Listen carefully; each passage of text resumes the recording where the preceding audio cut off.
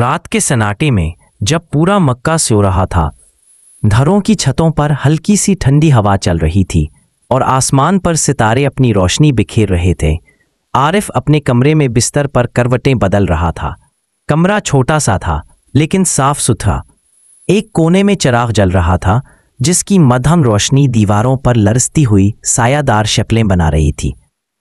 چراغ کی لو کبھی اوپر جاتی اور کبھی نیچے، بالکل ویسے ہی جیسے عارف کا دل کبھی سکون پاتا اور کبھی بے قراری میں ڈوب جاتا۔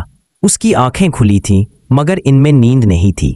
وہ چھت کو دیکھتا اور دل میں سوال کرتا، یا اللہ، میں نماز پڑھتا ہوں، روزے رکھتا ہوں، قرآن بھی تلاوت کرتا ہوں، گاؤں والے مجھے نیک کہتے ہیں، لیکن میرا دل خالی کیوں ہے؟ یہ خلا کیوں نہیں جاتا؟ وہ پہلو بدلتا، آنکھیں بند کرتا، پھر کھول دیتا، سکون کا لمحہ بھی اسے نصیب نہ ہوتا۔ اگلی صبح وہ مسجد میں گیا۔ نماز عشاء کے بعد سب لوگ جا چکے تھے۔ چراغ کی روشنی جھلمل کر رہی تھی، فرش پر ہلکی سی ٹھنڈک تھی، مسجد میں گہری خاموشی چھائی ہوئی تھی، جیسے دیواریں بھی ذکر میں ڈوبی ہوں۔ عارف نے تنہا سجدہ کیا۔ اس نے اپنا ماتھا ٹھنڈے فرش پر رکھا اور دیر تک رویا۔ اس کی دعا لرزتی آواز میں نکل رہی تھی، یا اللہ، میں جھکتا ہوں، پڑھتا ہوں، روتا ہوں، لیکن دل کی یہ دیوار کیوں نہیں ٹوٹتی؟ عبادتیں قبول کیوں نہیں ہوتی؟ میرا دل مطمئن کیوں نہیں ہوتا؟ اسے ایسا لگتا جیسے دل کے اندر کوئی مضبوط دیوار ہے۔ جتنا وہ جھکتا اتنی ہی یہ دیوار اونچی ہو جاتی، جتنا وہ دعا کرتا اتنا ہی خلا بڑھ جاتا۔ اس رات جب وہ آنکھیں بند کر کے سویا تو ایک عجیب خواب دیکھنے لگا۔ وہ مکے کے صحن میں تھا، خانہ کعبہ اس کے سامنے کھڑا تھا، چاروں طرف ہزاروں لوگ طواف کر رہے تھے، تلبیہ کی صدائیں بلند تھیں، لبیک اللہم لبیک۔ ہوا میں نور کی چمک تھی، ہر چہرے پر سکون، ہر آنکھ میں روشنی۔ عارف آگے بڑھا کہ وہ بھی طواف میں شامل ہو، لیکن اچانک اس کے سامنے ایک بڑی دیوار کھڑی ہو گئی۔ وہ حیران رہ گیا، یہ دیوار یہاں کیوں ہے؟ میں تو کعبہ کے سامنے ہوں، یہ راستہ کس نے روک دیا؟ اس نے دیوار پر ہاتھ مارا، چڑھنے کی کوشش کی، مگر دیوار اونچی اور مضبوط تھی۔ پھر اچانک نور کی ایک کرن نمودار ہوئی۔ اس نور میں ایک بزرگ کھڑے تھے، ان کے چہرے پر سکون تھا، آنکھوں میں معرفت کی چمک۔ انہوں نے کہا، بیٹا، تمہارا کعبہ ادھورا ہے، تم عبادت کرتے ہو مگر صرف اپنے لیے۔ تمہارے کعبہ کے دروازے ابھی خدمت اور محبت کے بغیر ہیں۔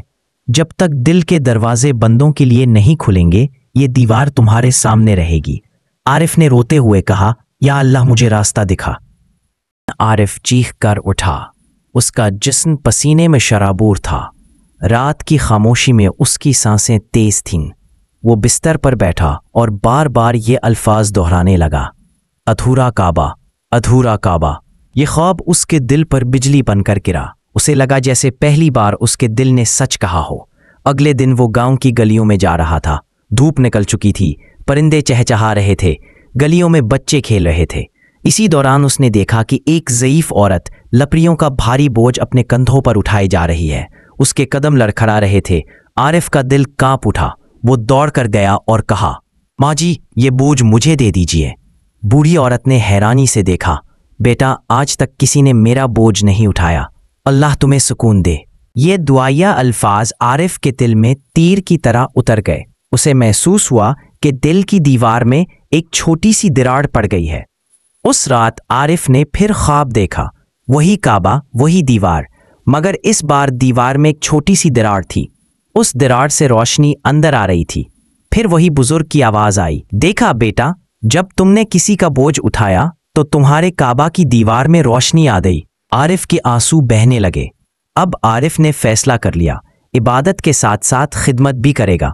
وہ یتیم بچوں کے ساتھ بیٹھتا اور ان کے لیے کھلونے بناتا۔ وہ بیماروں کے پاس جاتا، انہیں پانی پلاتا، ان کے سر پر ہاتھ پھیرتا۔ وہ بھوکوں کو کھانا کھلاتا، مسافروں کو راستہ دکھاتا۔ گاؤں والے حیران تھے، یہ وہی عارف ہے جو پہلے صرف مسجد میں رہتا تھا۔ عارف مسکرا کر کہتا، عبادت صرف سجدے کا نام نہیں بلکہ خدمت بھی سجدہ ہے۔ کچھ مہینے گزرے۔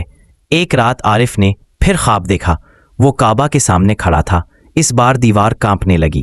اچانک وہ زمین بوس ہو گئی۔ اب راستہ کھل گیا، نور ہر طرف پھیل گیا۔ عارف خوشی سے چیخ پڑا، अल्हम्दुलिल्लाह, अब मेरा काबा मुकम्मल है। नूरानी बुजुर्ग मुस्कुरा कर बोले, बेटा, इबादत का ढांचा तब मुकम्मल होता है जब इसमें मोहब्बत और खिदमत का दरवाज़ा भी हो। आरिफ की ज़िंदगी बदल गई। अब वो सिर्फ आबिद नहीं बल्कि खादिम भी था। उसे समझ आ गया था कि सिर्फ सजदे दिल को सुकून नहीं देते, बल्कि दूसरों को सहारा देना भी इबादत है। कुरान सिर्फ पढ़ने के लिए नहीं बल्कि दूसरों के साथ अदल और मोहब्बत करने के लिए है। और दिल वही मुकम्मल काबा है जो अल्लाह की याद और बंदों की खिदमत से आबाद हो। सूफिया हमेशा कहते आए हैं, इबादत जब तक खिदमत से ना जुड़े दिल का काबा अधूरा रहता है। आरिफ ने यह हकीकत पाली और उसके बाद उसकी ज़िंदगी सुकून, नूर और खिदमत से भर गई।